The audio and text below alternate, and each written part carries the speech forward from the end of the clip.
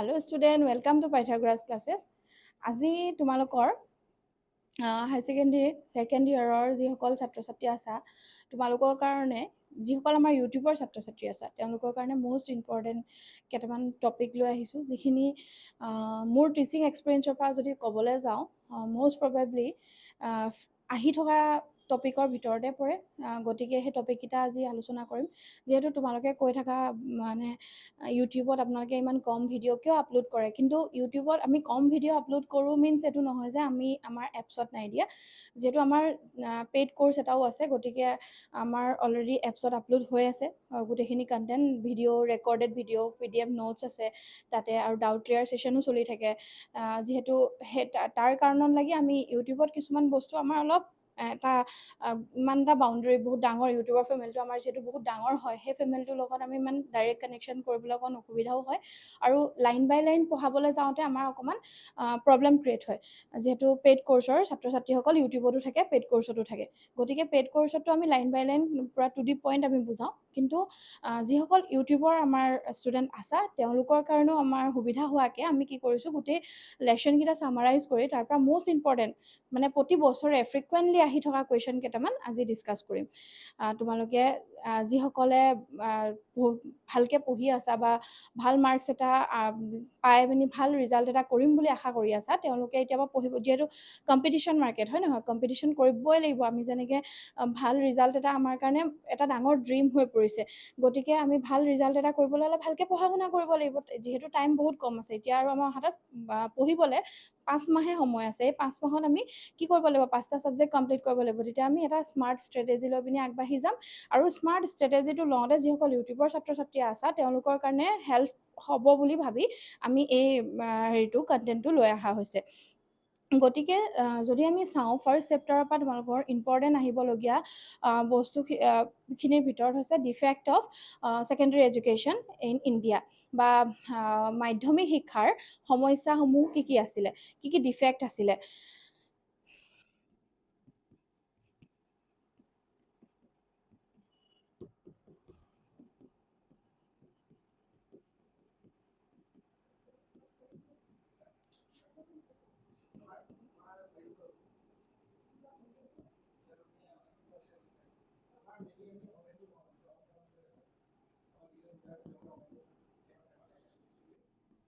problems of secondary education বা defects of secondary education বা problems of secondary education বুলি ক'লে আমি কোনখিনি পাওঁ ইয়াতে চোৱা মাধ্যমিক শিক্ষাৰ সমস্যাসমূহ কি আমাৰ মুডালিয়াৰ কমিশ্যনৰ মতে এইটো কুৱেশ্যনটো আহোঁতে আমাৰ ইয়াতে এটা বস্তু আহিব মুডালিয়াৰ কমিশ্যনৰ মতে মাধ্যমিক শিক্ষাৰ সমস্যাসমূহ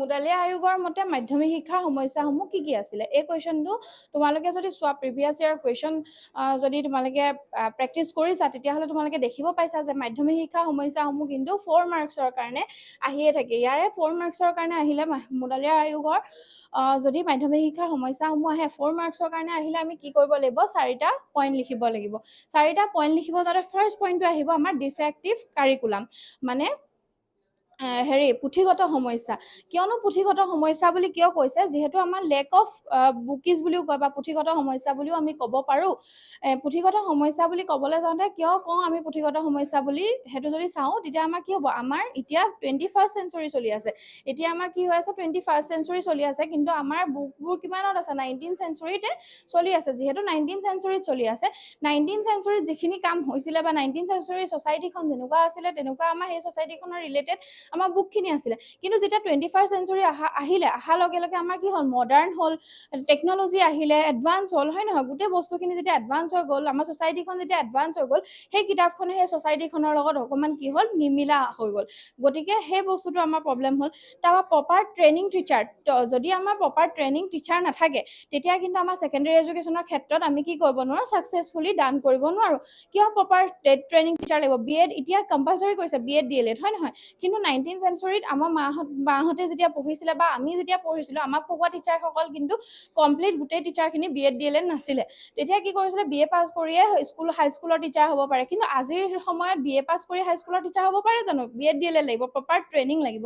কিন্তু সেই সময়কণত যিহেতু প্ৰপাৰ ট্ৰেইনিং নাছিলে, তাৰ কাৰণে কি হৈছিলে, সেই বুককেইখনৰ লগত বা সেই ক্লাছৰুম এনভাইৰনমেণ্টটো ক্ৰিয়েট কৰিবলৈ তেওঁলোকে কিন্তু অসুবিধাৰ সৃষ্টি হৈছিলে। গম পাইছা?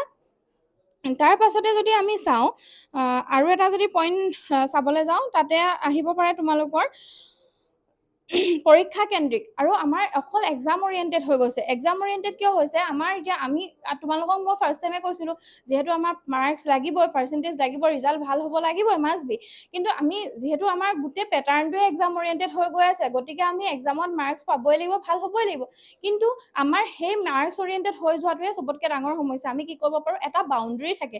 যিহেতু চিলেবাছ শুনিছা, হয় নহয়? চিলেবাছখনৰ মতেহে আমি পঢ়িব পাৰোঁ। আমাৰ কি হয়, এইটো এইজত বা ছেকেণ্ডেৰী লেভেলত আমি যিমানখিনি কথা শিকিব লাগে, সেই কথাখিনি কমপ্লিটলি আমি কিন্তু শিকিব নোৱাৰোঁ, যাৰ ফলত আমি এটা বাউণ্ডেৰী লেভেলৰ ভিতৰতহে আমি কি কৰিব লাগিব, গোটেইখিনি কনক্লুড কৰিব লাগিব। কাৰণ আমাৰ গোটেই চিলেবাছখনৰ এটা টাইম ডিউৰেশ্যন থাকে, যিহেতু সেই টাইম ডিউৰেশ্যনটোৰ ভিতৰতে আমি শেষ কৰিব লাগিব। তাৰ কাৰণে আমি কি হ'ব লাগিব, এক্সাম অৰিয়েণ্টেড হৈ পিনি যিটো আমাৰ চিলেবাছ দিছে, চিলেবাছখন ফ'ল' কৰিম, আমি যিমান পাৰোঁ প্ৰেক্টিছ কৰিম, মুখস্থ বিদ্যা, যিটো পেৰড লাৰ্ণিং বুলি কয়, মুখস্থ বিদ্যা কৰিম, যাতে আমি ভাল ৰিজাল্ট এটা কৰিব পাৰোঁ। এক্সাম অৰিয়েণ্টেড হ'ল। তাৰপৰা সহ-সম্বন্ধৰ অভাৱ, আমি কি কৰিব নোৱাৰোঁ, ৰিলেশ্যন কৰিব নোৱাৰোঁ। এজ এ টিচাৰ ষ্টুডেণ্টৰ মাজত ৰিলেশ্যন যিটো থাকিব লাগে, সেই ৰিলেশ্যনটো কিন্তু লেক আছিলে, মানে পিছ পৰি আছিলে। কিয়নো আজিৰ ডেটত টিচাৰ ষ্টুডেণ্টৰ মাজত এটা ৰিলেশ্যন ক্ৰিয়েট হয়, কিন্তু সেই সময়ত কি হৈছিলে, টিচাৰ দেখিলে আমি ষ্টুডেণ্টে অকণমান ভয় খাওঁ, বা এনেকুৱা হয়, আমি কিবা এটা কৰাৰ আগত মানে আমাৰ অকণমান টিচাৰক সুধিবলৈও আমি মানে মনতে এটা শংকা বা ভয়ে আমাক গাৰ কৰি লয় সেই সময়খিনিত। কিন্তু সেই বস্তুটো যদি আমি এতিয়াও থাকে, সেই বস্তুটোৱে আমাক কি কৰিব, এটা বেড ইম্পেক্ট পেলাব। হ'ব, এই 4টা পইণ্ট তোমালোকে যদি লিখা, 4 মাৰ্কছ কমপ্লিট পাবা। নেক্সট আহিব পাৰে তোমালোকৰ মষ্ট ইম্পৰ্টেণ্ট ইয়াৰবোৰ আহে দেই, 1 মাৰ্কছৰ কাৰণে। যিহেতু আমাৰ 50 মাৰ্কছ MCQ আহিছে বা আহিব বুলি এতিয়ালৈকে নাহিব বা আহিব মাজত এটা কনফিউজনত আছা, গতিকে কিন্তু তোমালোকে একদম ৰিডিং কৰা, কাৰণ একদম লাষ্ট মোমেণ্টত যদি আমাক আহিব বুলি কৈ দিয়ে, যাতে তোমালোকে বিপদত পৰিব লগা নহয়। তাৰ কাৰণে আমি কি কৰিব লাগিব, গোটেই বুকখন ভালকৈ পঢ়া। আৰু তাতে তোমালোকৰ মুডালিয়াৰ কমিশ্যন কিমান চনত গঠন হৈছিলে? মুডালিয়াৰ কমিশ্যন 1952-53, হয় নহয়? মুডালিয়াৰ কমিশ্যন। তাৰপিছত আছিলে তোমালোকৰ কোঠাৰী কমিশ্যন কিমান চনত আছিলে? 1964-66। আৰু তাৰপিছত আমাৰ এই দুটাটো আমি পালোঁ, এইখন কি আছিলে? মুডালিয়াৰ কমিশ্যন, হয় নহয়? মই শ্বৰ্টকাটকৈ লিখি দিছোঁ দেই, মুডালিয়াৰ। এখন আছিলে কোঠাৰী, হয়নে? তাৰপাছতে আহিলে ৰাধাকৃষ্ণন কমিশ্যন বা বিশ্ববিদ্যালয় আয়োগ।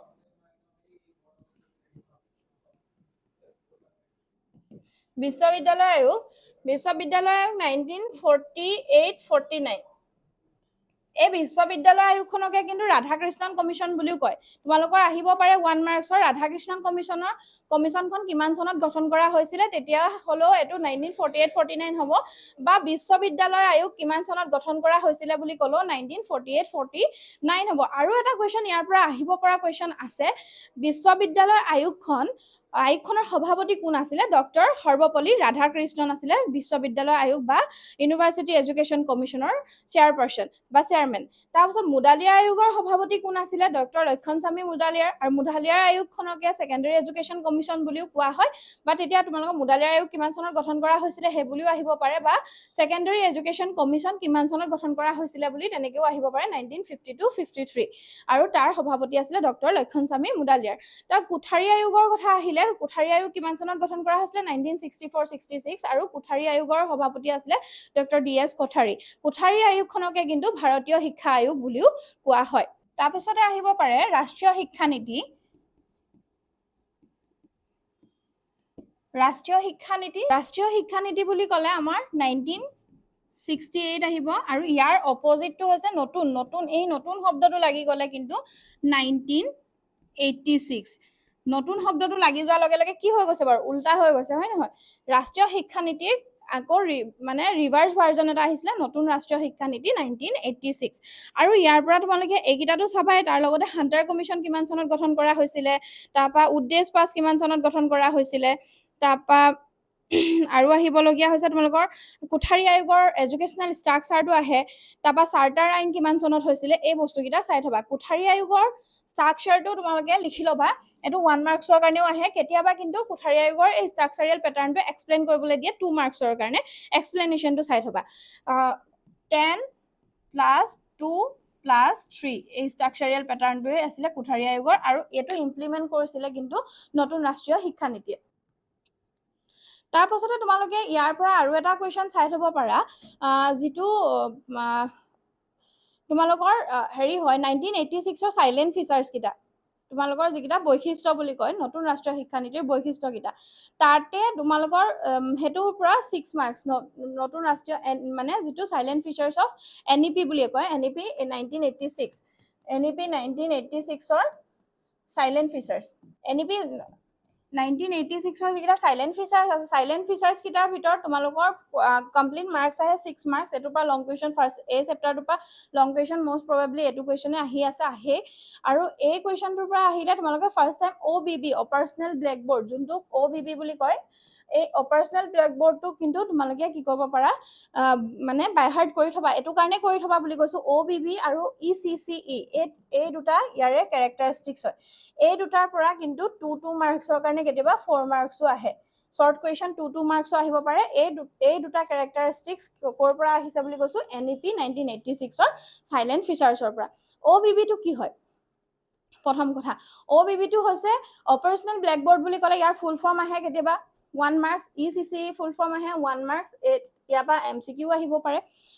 আৰু OBB বুলি ক'লে আমি কোনখিনি বস্তু বুজিম, যিখিনি যিহেতু আমাৰ এতিয়া বৰ্তমান আমাৰ DLED অহাৰ লগে লগে আমি কি কৰিলোঁ, ব্লেকবৰ্ড ইউজ কৰিছোঁ, ডায়েগ্ৰাম দেখাইছোঁ, ক্লাছৰুমত পঢ়াই থাকোঁতে টপিক ৰিলেটেড আমি কিবা টুলছ ইউজ কৰিছোঁ, কিন্তু আগৰ সময়খিনি তেনেকুৱা নাছিলে। সেইটো কাৰণে 1986ৰ নতুন ৰাষ্ট্ৰীয় শিক্ষানীতিখনে কি কৰিছিলে, আমাৰ OBB এইটো যিটো অপাৰেশ্যনেল ব্লেকবৰ্ড ছিষ্টেমটো আনিছিলে, যাতে আমি ক্লাছৰুমত ক্লাছ কৰি থাকোঁতে আমি যাতে ব্লেকবৰ্ড ইউজ কৰোঁ, মানে আমি লিখা পঢ়া আৰু গণনা এই তিনিটা মাধ্যমেৰে আমি শিক্ষা প্ৰদান কৰিব লাগিবই, কিন্তু তাৰ লগতে আমি কি কৰিব লাগিব, ব্লেকবৰ্ড ইউজ কৰিব লাগিব, কিছুমান টুলছ ইউজ কৰিব লাগিব, মানে টিচিং এপ্টিটিউড টুলছবোৰ লাগিব।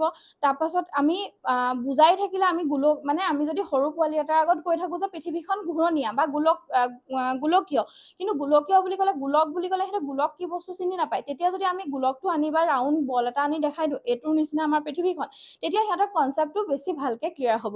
গতিকে এই অপাৰেশ্যনেল ব্লেকবৰ্ডটো এটাই হেৰি আছিলে, যাতে আমি মানে বৰ্ডৰ যোগেদি বা প্ৰেক্টিকেল লাইফৰ যোগেদি আমি কি কৰিব পাৰোঁ, শিক্ষাৰ ক্ষেত্ৰত আগবঢ়াই নিব পাৰোঁ। তাৰপৰা ECCE, early childhood care education, যিসকল মাতৃ কোনোবা পিতৃ নিয়োজিত হৈ আছে, তেওঁলোকে কি কৰিব নোৱাৰে, নিজৰ ল'ৰা ছোৱালী বা শিশুক তেনেকুৱা ধৰণৰ যিমানখিনি কেয়াৰ ল'ব লাগে, যিমানখিনি কেয়াৰ ল'ব লাগে, সেই কেয়াৰখিনি তেওঁলোকে ল'ব নোৱাৰে মাতৃগৰাকীয়ে।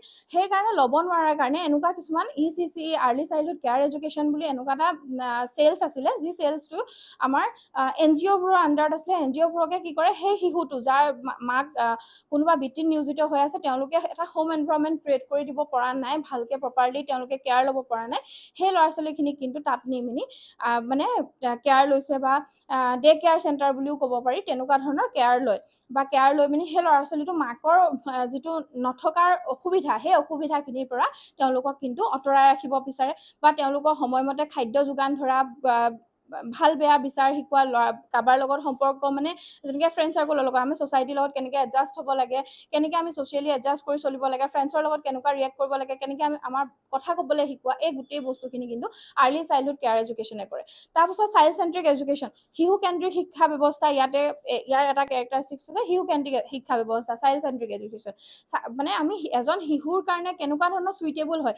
আমি এতিয়া চোৱা, তোমালোকক যেনেকৈ লেকচাৰ মেথড ইউজ কৰি আছোঁ, কিন্তু ক্লাছ 1-2 ল'ৰা ছোৱালী এটা কিন্তু লেকচাৰ মেথড ইউজ কৰিলে প্ৰপাৰলি তেওঁলোকে বুজি পাবলৈ টান হ'ব। গতিকে টান হ'লে কি হ'ব, তেওঁলোকে যিহেতু প্ৰপাৰলি বুজি নাপাব, বুজি নোপোৱাৰ কাৰণে তেওঁলোকে সেই বস্তুটো বা এক্সামত এটেম্প কৰিবলৈ দিগদাৰ হ'ব। তাৰ কাৰণে তেওঁলোকক আমি মনত ৰাখিবলৈ কিছুমান টুলছ ইউজ কৰিলোঁ, বা আমি কি কৰিলোঁ, গান গাই শিকালোঁ। আজি চাবাচোন, এই কিডজি স্কুলবোৰত নাচি শিকায়, বা কিবা এটা ডায়েগ্ৰাম দেখাই শিকায়, বা এনেকুৱা কিবোৰ দেখাই শিকায়। সেই তেনেকুৱা ধৰণৰ বস্তুবোৰে কি কৰিব পাৰে, ল'ৰা ছোৱালীয়ে যাতে সহজে মনত ৰাখিব পাৰে। তাৰপৰা এডুকেশ্যন ফৰ ইকুৱেল ইকুৱেলিটি, চবৰ কাৰণে ইকুৱেল অপৰচুনিটি প্ৰভাইড কৰিব লাগিব। সমতাৰ বাবে শিক্ষা বুলি যোনটো কৈছে, চবৰ মানে কোনো ধৰণৰ কাষ্ট, জাতি, ভেদ, বৰ্ণ, ভাষা, লিংগ নিৰ্বিশেষে সকলোৰ কাৰণে সমানে সুযোগ সুবিধা প্ৰদান কৰিব লাগিব, যাতে সকলোৱে শিক্ষা ল'ব পাৰে।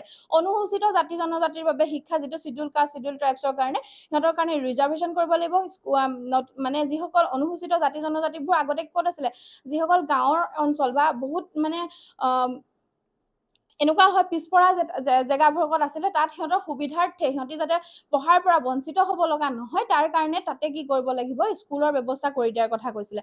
আৰু এটা কৈছিলে মাইনৰিটি এডুকেশ্যন, যিসকল মাইনৰিটি পিপল আছে তেওঁলোকৰ কাৰণে, সংখ্যালঘু ব্যক্তিসকলৰ কাৰণে সমানে সুযোগ সুবিধা প্ৰদান কৰিব লাগিব, যাতে সংখ্যালঘু ল'ৰা ছোৱালীখিনিও কি কৰিব পাৰে, সমানে সিহঁতৰ লগত আগবাঢ়ি যাব পাৰে, নৰ্মেল আমাৰ জেনেৰেল পিপলখিনিৰ লগতে আগবাঢ়ি যাব পাৰে। তাৰপাছত আৰু এটা কৈছিলে যে ডিচেবল ইনক্লুচিভ এডুকেশ্যন বা ডিচেবল পাৰ্চনৰ কাৰণে এডুকেশ্যন যোনটো হয়, তোমাৰ সেই বস্তুখিনিত কি হৈছিলে, যিসকল বিকলাংগ ল'ৰা ছোৱালীখিনিকো যদি আমি কি কৰোঁ, নেগলেক্ট কৰোঁ বা তেওঁলোকক আমি আঁতৰাই ৰাখোঁ, তেওঁলোকে আৰু কি হ'ব, ডিমটিভ হৈ মেলি তেওঁলোকে কি কৰিব নোৱাৰিব, কাম কৰিব নোৱাৰিব। গতিকে আমি সেই যিসকল বিকলাংগ ল'ৰা ছোৱালী তেওঁলোককো সমানে যদি আমি একেটা প্লেটফৰ্মে দিব পাৰোঁ, তেতিয়া তেওঁলোকে কি হ'ব, ইনস্পায়াৰ হৈ মেলি আৰু আগবাঢ়ি যাবলৈ সক্ষম হ'ব। এই বস্তুকেইটা লিখিলে কিন্তু NEP 1986 হ'ব। আৰু এইকেইটা মষ্ট ইম্পৰ্টেণ্ট কিন্তু দেই, তোমালোকৰ এইটো আহি থাকে আৰু প্ৰতি বছৰে আহে, এইটো কাৰণে এইটো চাই থবা। তাৰপাছতে আৰু এটা আমাৰ গোটেই ছেকেণ্ডেৰী এডুকেশ্যনৰ এটাই মটিভ আছিলে, হাৰ্ড বুলিও ক'ব পাৰি তাক, ভকেচনেলাইজেশ্যনছ কৰা, ভকেচনেলাইজেশ্যনছ অফ এডুকেশ্যন, বৃত্তিমুখীকৰণ, শিক্ষাক বৃত্তিমুখীকৰণ বুলি যোনটো কয়, শিক্ষাক বৃত্তিমুখীকৰণ, এই বস্তুটো বা 4 মাৰ্কছৰ আহে। এই বস্তুটো কি হ'ব, ভকেচনেলাইজেশ্যনছ অফ এডুকেশ্যন ইন ছেকেণ্ডেৰী এডুকেশ্যনৰ ক্ষেত্ৰত ভকেচনেলাইজেশ্যন কেনেকৈ কৰিছিলে, সেই বস্তুটো কিন্তু এইটো ৰিলেট হৈ আছে কিহৰ লগত, কোঠাৰী কমিশ্যনৰ লগত বা ইণ্ডিয়ান এডুকেশ্যন কমিশ্যনে কেনেকৈ আমাক গোটেই এডুকেশ্যন পেটাৰ্ণটো ভকেচনেলাইজ কৰিব বিচাৰিছিলে বা স্কিল বেছ কৰিব বিচাৰিছিলে। তেতিয়া আমাৰ কি ক'ব লাগিব, টেকনিকেল জুনিয়ৰ কলেজবোৰক, জুনিয়ৰ হাই স্কুললৈ প্ৰভাইড কৰিব লাগিব, যিখিনি টেকনিকেল ইনষ্টিটিউশ্যন আছে, মানে পলিটেকনিক কলেজবোৰ গ্ৰ' কৰিব লাগিব বুলি কৈছে। যিবোৰ জুনিয়ৰ টেকনিকেল স্কুল আছিলে, সেইবোৰক টেকনিকেল হাই স্কুললৈ প্ৰমোট কৰিব লাগিব বুলি কৈছে। তাৰপাছতে কৈছে যিবোৰ চৰ চাপৰি, মানে এতিয়া চাবাচোন পলিটেকনিক কলেজবোৰ সদায় অলপ গাঁৱৰ এৰিয়াত থাকে, টাউন এৰিয়াত নহয়। সেই বস্তুবোৰ কিয় তাত কৰিছিলে, যিহেতু তাৰ পৰা ল'ৰা ছোৱালীখিনি যাতায়াতৰ অসুবিধা বা মানে ইকনমিক ক্ৰাইচিছৰ কাৰণে তেওঁলোকে সেই সময়ত ওলাই আহিব পৰা নাছিলে।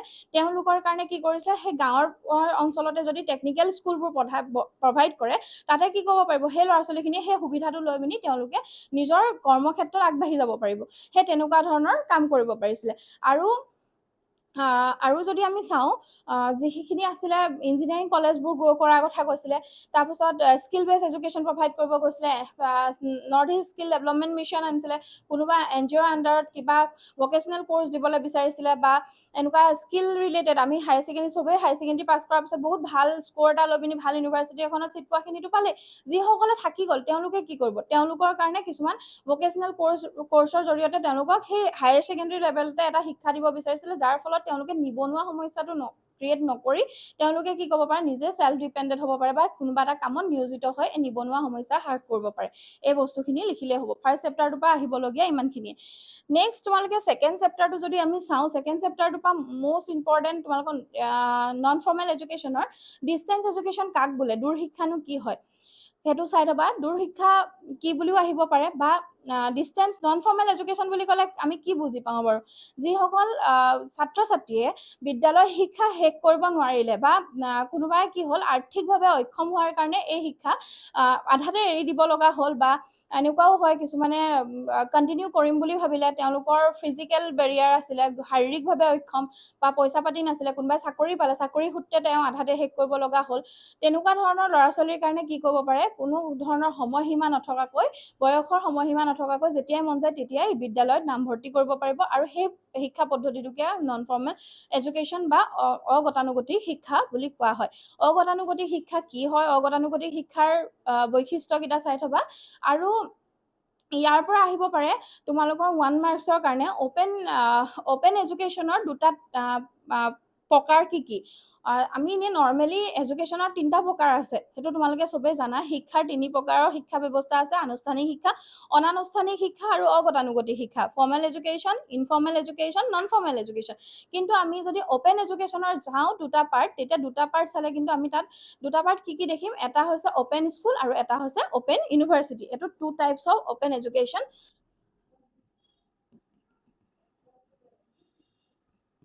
অপেন এডুকেশ্যনৰ 2 টাইপছ আছে। এইটো কিন্তু বহুতে কনফিউজন কৰে। এটা হৈছে অপেন স্কুল আৰু এটা হৈছে অপেন ইউনিভাৰ্চিটি।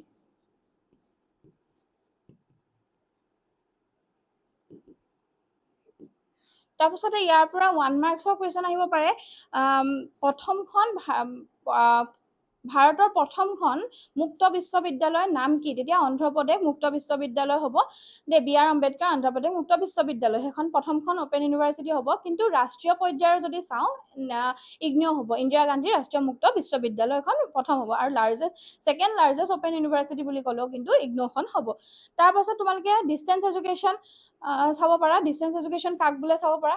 আৰু এনেকুৱা ধৰণৰ এই চেপ্টাৰটোৰ পৰা আৰু এনেকুৱা কুৱেশ্যন আহে 2 মাৰ্কছৰ কাৰণে: দূৰ শিক্ষা কিয় এক নমনীয় শিক্ষা ব্যৱস্থা বুলি কয়?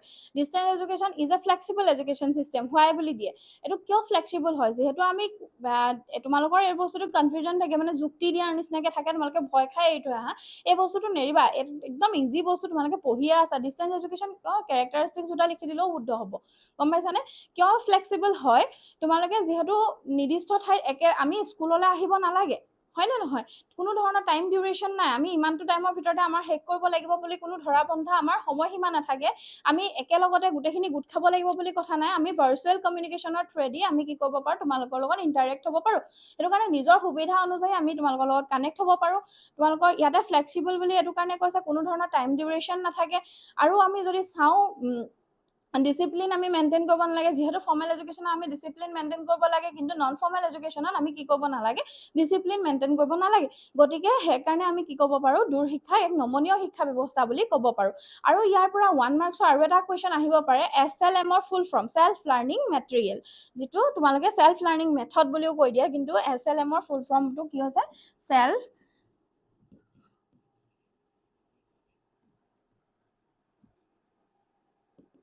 Learning material. তোমালোকে এইটো চাই থবা, 1 মাৰ্কছৰ কাৰণে কিন্তু এই বস্তুটো আহে। আজি তোমালোকে ইয়াৰ পৰা ইমানখিনিয়ে চাবা। আৰু ইয়াৰ পৰা চাবলগীয়া বস্তু আছে, তোমালোকৰ অপেন এডুকেশ্যনৰ কেৰেক্টাৰিষ্টিক্স অবজেক্টিভকেইটা চাই থবা, বা ডিষ্টেঞ্চ এডুকেশ্যনৰ কেৰেক্টাৰিষ্টিক্স চাবা। আৰু এটা ইম্পৰ্টেণ্ট টপিক থাকি গৈছিলে, কৰেছপণ্ডেঞ্চ এডুকেশ্যন, যোগাযোগ শিক্ষা।